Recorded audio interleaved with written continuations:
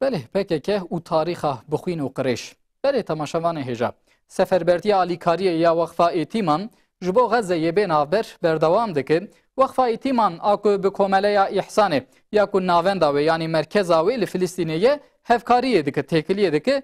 Mesrefayê salekê ya 6 zarokan da ser xwe. Weqfa Êtîmana ku navê teweyî xebatên xwe yên alîkariyê didomîne û êş û jana malbatên Filîstînê dipêçîne.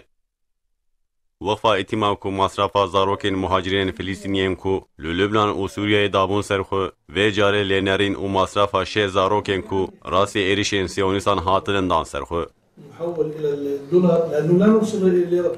Serokê giştiyê Weqfa Êtîman fikrî Qarabil dest nîşan kir. Ji bo van alîkariyan bigihêjin Gazeyê bi komela îhsaniya ku navenda wê li Filîstîneyê hevkarî kiriye.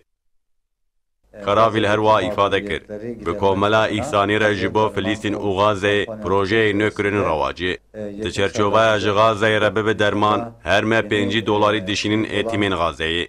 Herwa lênerîna salaneya zarokên Êtîman me dan ser xwe. Qarabil wiha îfade kir.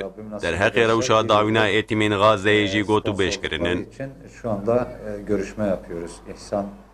Serokê Komela İhsanê Ebu Salî jî ji ber ku Weqfa Êtîman mağduriyetên Filîstînê çareser dikin, em him ji wan re him jî ji hemû sazên civaka sivîl re malavahiyên xwe pêşkêş dikin û Xwedê ji wan re razî be. Ebu Salî herwa îfade kir. Ji ber êrişên îşxalkiran li Gazeyê gelek avahî û xaniyan wek bi giran xisar dîtinin. Ji ber vê yekê herwa îhtiyacî bi alîkariyê heye. Ebu Salî di dawiya axaftina xwe de bang li malbatên Tirkiyeyê kir û got em dixwazin malbatê Tirkiyeyê zarokê Êtîman ji xwe re wek biratî qebûl bike.